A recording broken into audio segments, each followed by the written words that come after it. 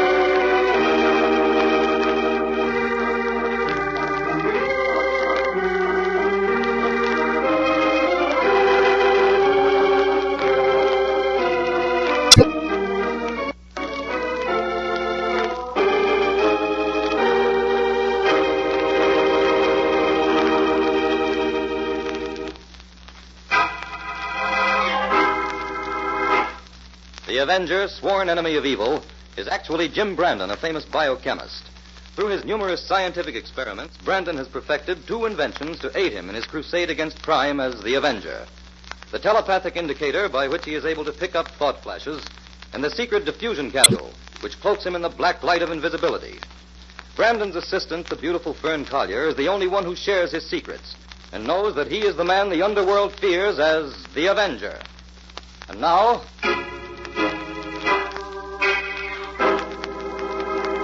The Avenger and the Mystery of the Giant Brain.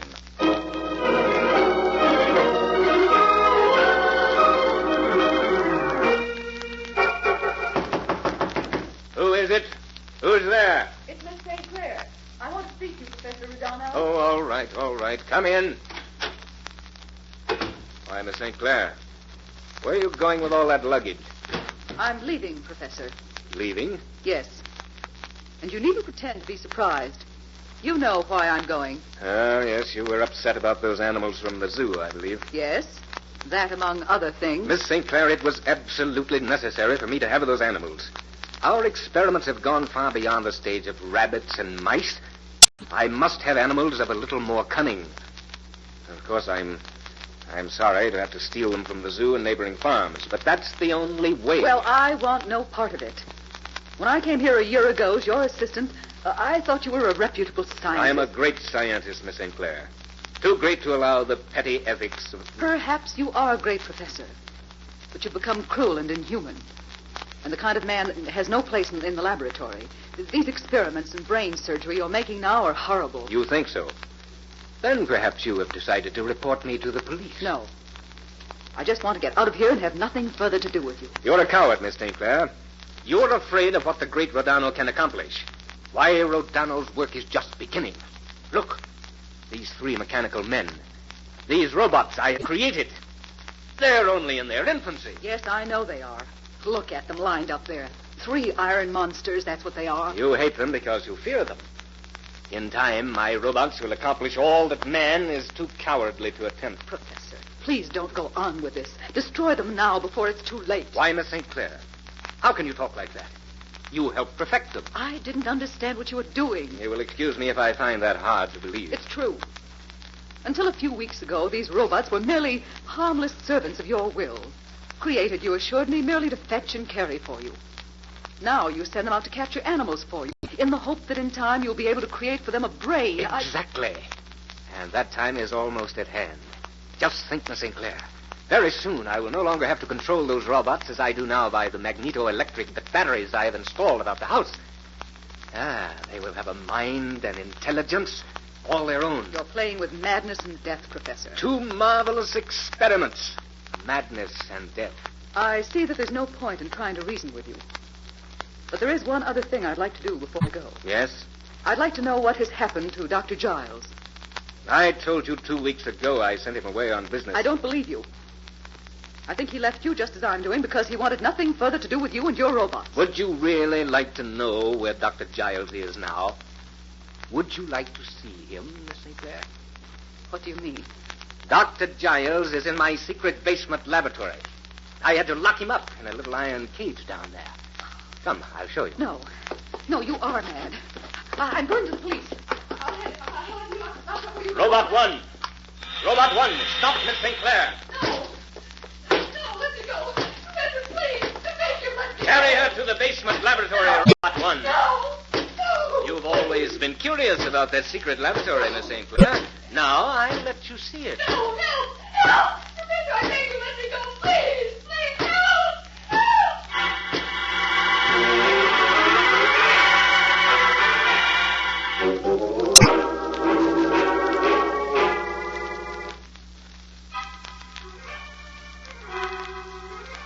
All right, Fern. I'm ready to dictate now. Let me see. This is experiment 2274, isn't it, Jim? That's right. Go ahead, Jim. Subject. A power increase on the telepathic indicator. Data. Increase of 2 amperes on direct current caused the headgear to blow. However, when current was changed to alternating, reception was not only maintained, but increased. Oh, Jim, you increased it. How wonderful. I don't know exactly how much yet, but I think it's a matter of a few miles, Fern. We'll send out a crew tomorrow, station them a quarter of a mile apart, and experiment with their thought transmissions. Good. I'll make all the arrangements. Now for the data on the strongest thought impressions I picked up on the indicator today. Take this down, Fern. Thought waves received from a greater distance than before seem to have their origin in violence, but not death. Constant static interference might indicate that the thoughts were surrounded by electricity at their origin. That's something new, isn't it, Jim? Completely new, Fern. Add these facts, will you? Mm-hmm. The color impression was gray. Gray with a background of blue. Perhaps something gray in color, high enough to be seen against the background of the sky. Either a tower or a plane. But since there was no indication of movement, I'm inclined to favor the tower. Sounds as though we've picked up the latent thought waves of a medieval maiden in distress.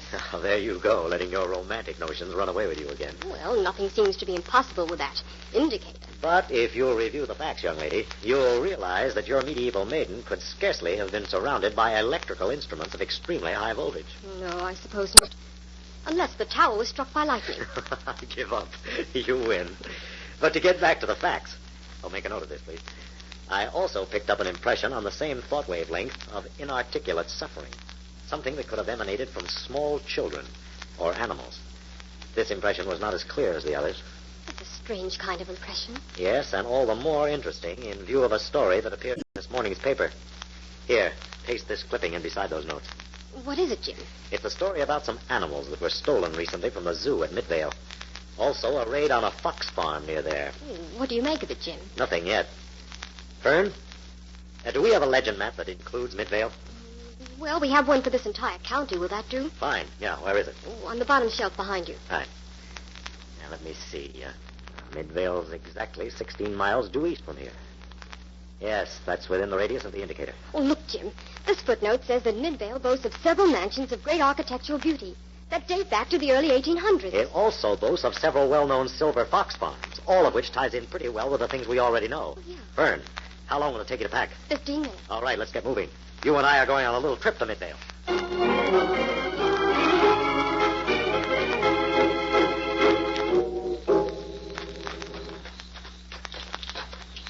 Jim, how much farther do you think it is to Mr. Iser's farm? Oh, we should be coming to it soon, Fern. Aren't you enjoying the walk? Yes, only it's farther than I expected. He must have walked at least 2 miles since we left Midvale. Well, it can't be far enough.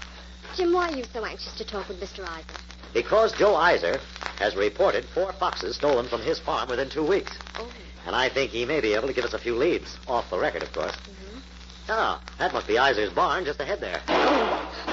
Somebody's shooting us, Jim. Fern! Run! Fern, wait! Wait, nobody's shooting at us. Those shots came from behind that barn. Come on. Oh, go ahead, Jim. I can't keep up. Look, there's a man running across the field. I'll stop him. Hey, you! Wait a minute. Stop, I say. No. I didn't do it. Stop running or I'll bring you down. No, they say I killed him. But I didn't. No, stop, I tell you. I didn't kill him. Let me go. I didn't do it, I tell you. Now, take it easy. I didn't say you killed anybody, but I couldn't let you run away. Sorry I had to knock you down. I was in the barn. I saw it all. But I didn't kill him. Kill who? Joe Isa. Oh, you got him, Jim. Thank heaven. The big man did it. The big man. Come on, show us where Isa is. Come this way. Here. Back of the barn. Now, suppose you tell me exactly what you saw. Well, Joe caught the big man stealing 2 foxes. Joe shot him, hit him 4 times. But the bullets can't hurt the big man. What in the world is he talking about, Jim? Hanged if I know, Fern. There he is. There's Joe Isa. See? He's dead. I'll have a look. Well, Jim? Yeah, he's dead, all right. And 4 bullets have been fired from this gun he's holding. We've got to call the police. No, don't call the police. They'll say I did it. They'll... Oh, I'm going home. No, you're not. You've got a lot of questions to answer. What's your name? Harry Sampler. Just what were you doing here, anyway? And who's this big man you're talking about? Well, I live around the hill there in the shack.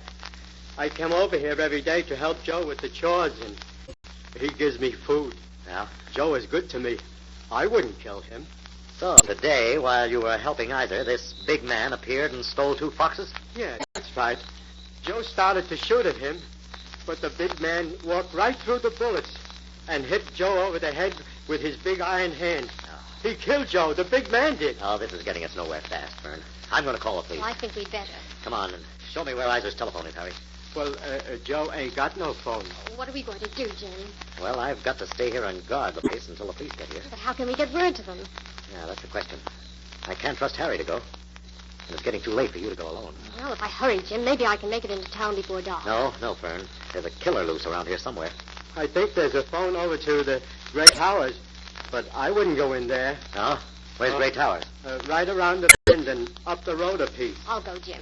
I'm not afraid to go that far. All right. But before you go, take a look at these footprints, Fern. Oh, good heavens. They're monsters. Yeah, and there are at least 5 feet between the strides.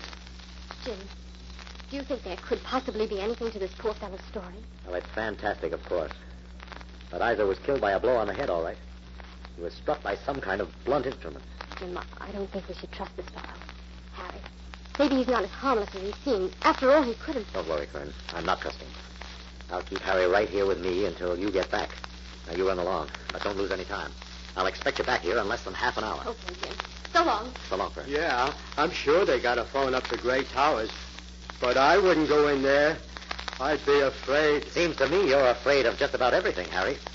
You'd be afraid of the big iron men, too, if you saw them. Well, all I've got to say is that somebody had better see them, Harry, or your goose is cooked. Even so, I'd prefer to have a better alibi for murder than an iron monster.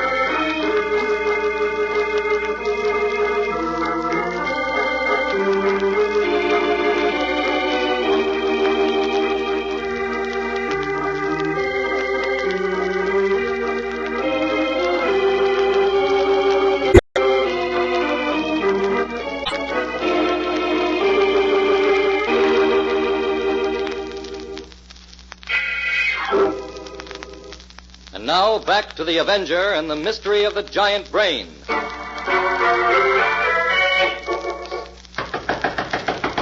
Robot 2, open the door.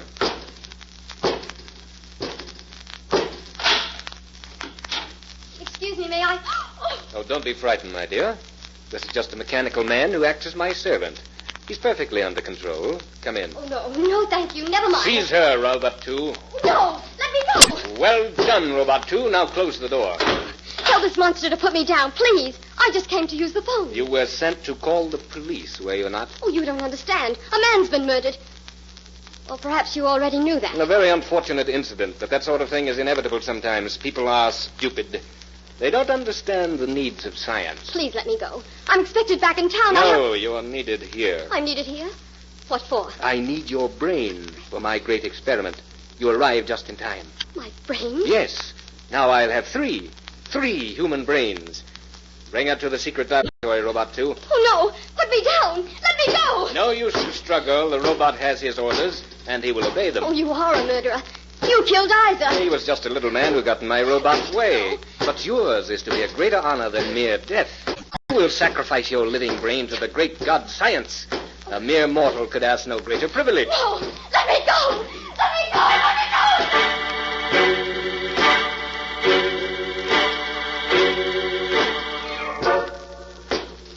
Stand guard, Robot 3. I'll open the cage, Robot 2. You put the beautiful lady inside. Miss St. Clair, Dr. Giles, I've brought you company. Why have you brought this strange girl here, Rodano? To share the fate I have in store for you and Miss St. Clair, my worthy doctor. What are you talking about, Professor? Just what do you intend to do with us? Be patient a little longer, Miss St. Clair. Come out and close the door, Robot 2.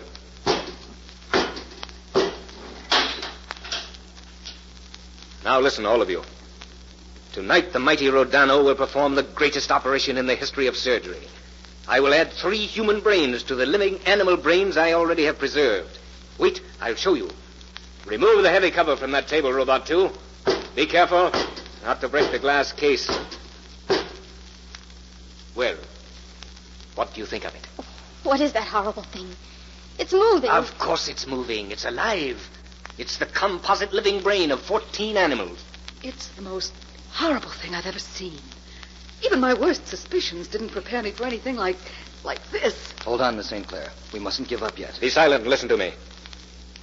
Tonight I add 3 human brains to this, and then I'll place them all within a special robot I've constructed. Then the world will see a real man of iron, a man of unlimited power and superlative wisdom.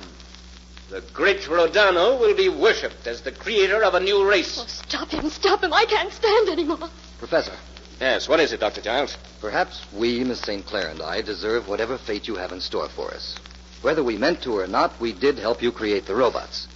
But this strange girl you've brought here, she had nothing to do with it. Let her go free. Yes, Professor. There's no need to make the innocent suffer, too. Ah, you two are cunning. Yes, you know that if I set you free, the police will be here in 5 minutes. No, I tell you, I need you all. Science needs you. How much longer have we then? 1 hour. 1 hour yet to live. Robot 1 will bring you a fine dinner of roasted duckling. We must observe the rules of death. Condemned should eat both well and heartily.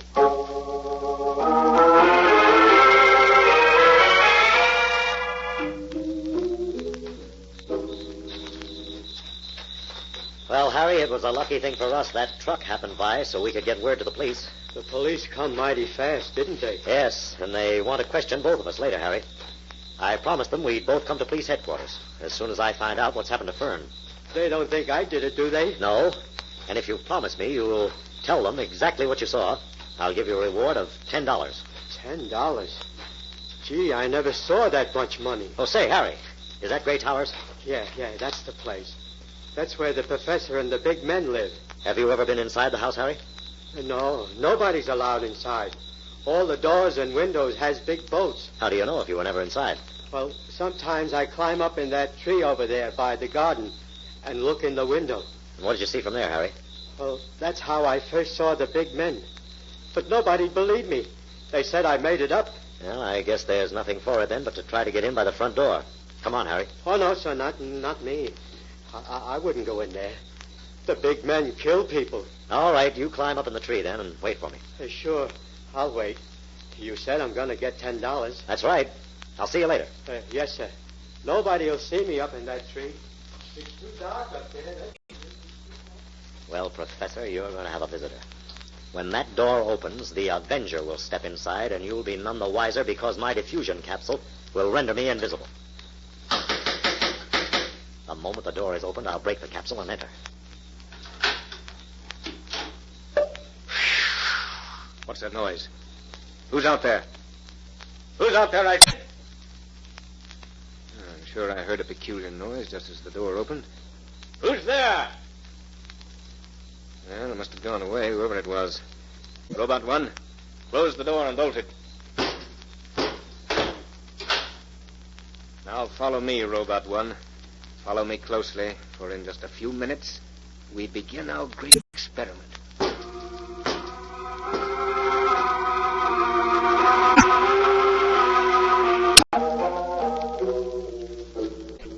Dr. Giles, the hour is almost up.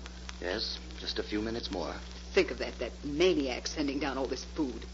As though any of us could touch it. Do you suppose that if we make all the noise we can, somebody might hear us? There's not a chance of that, Miss Collier. This basement is soundproof. Well, we certainly haven't anything to lose.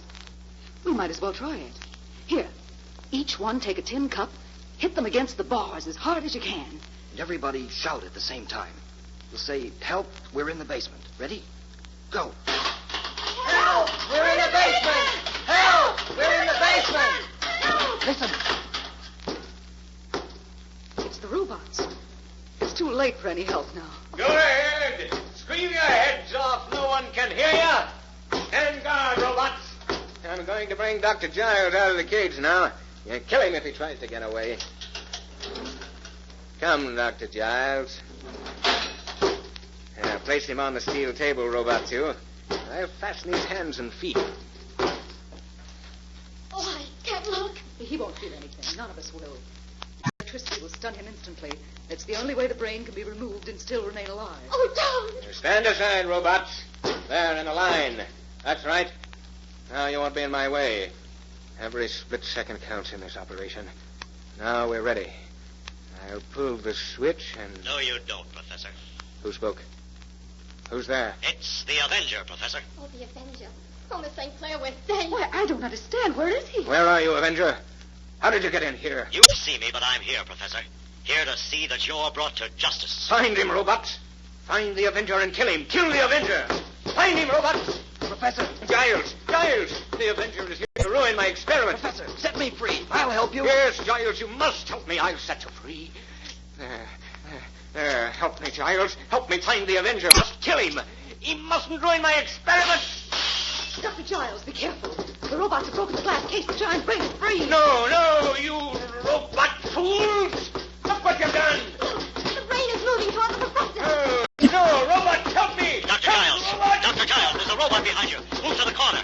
Where's the battery that controls these robots? It's over here. I think I can reach it. Giles, help me. Pull this monstrous brain away from me. He's struggling here. Can you reach the battery, Giles? Quick, or these robots will stab us to death. Yes, I've got it now. There. Are you all right, Giles? Yes. Then unlock that cage and get those women out of there. The professor put the keys on the desk here somewhere. Here they are. Well, I never thought I'd get out of here alive. Neither did I. Is the professor dead? Yes, the professor is dead. No one could save him from his own creation. The professor's giant brain was just a boomerang. Giles. Yes, Avenger? Call the police at once. And when they get here, demonstrate how these robots work. Otherwise, they'll never believe your story. Right.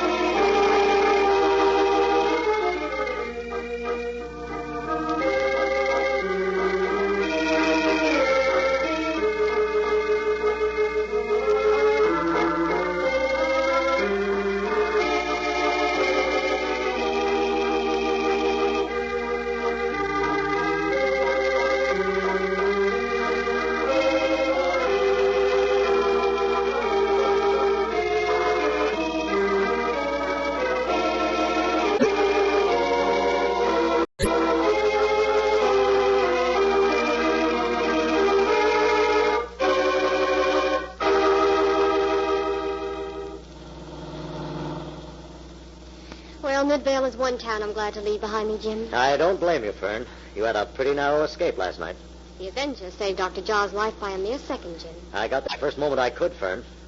When you didn't return to Weiser's place, I naturally became worried. But frankly, I never expected to find anything as fantastic as the professor and his giant brain. Well, we can't say Harry didn't try to warn us. Yes, he certainly did. And for once, the police and everyone else in Midvale will have to admit that the truth in this case was more fantastic than any story poor Harry ever dreamed up. Jim, what will happen to those robots now? Well, they're just so much scrap iron without those control batteries, and the police have confiscated those. What about the giant brain? What will happen to that? It's being removed to the State Research Laboratory, naturally. The brain is dead now. Within 5 minutes of being exposed to the air, it lost all its living properties. That would have been a great disappointment to the professor. Well, I'm glad it's dead. It was the most horrible thing I ever saw. You know, Fern, at one time, Professor Rodano was a well-respected scientist. It's a shame that he went mad and used his genius in the wrong direction. He was mad, all right. Jim, did you know that he sent us a delicious dinner of roast duckling last night just before he came down to kill us? No. And I suppose the thing that's worrying you now is that you didn't eat it. Well, if I'd known how things were going to turn out, I could have done justice to that duckling. Well, don't you worry your pretty head about it, Fern. I'll take you to Carlo's for dinner tonight. Oh, wonderful. I'm sure Carlo's roast duckling is just as good as Rodano's. And he doesn't reserve it for such special occasions.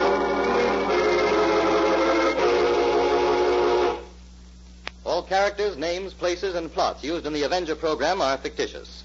Any similarity to persons living or dead is purely coincidental.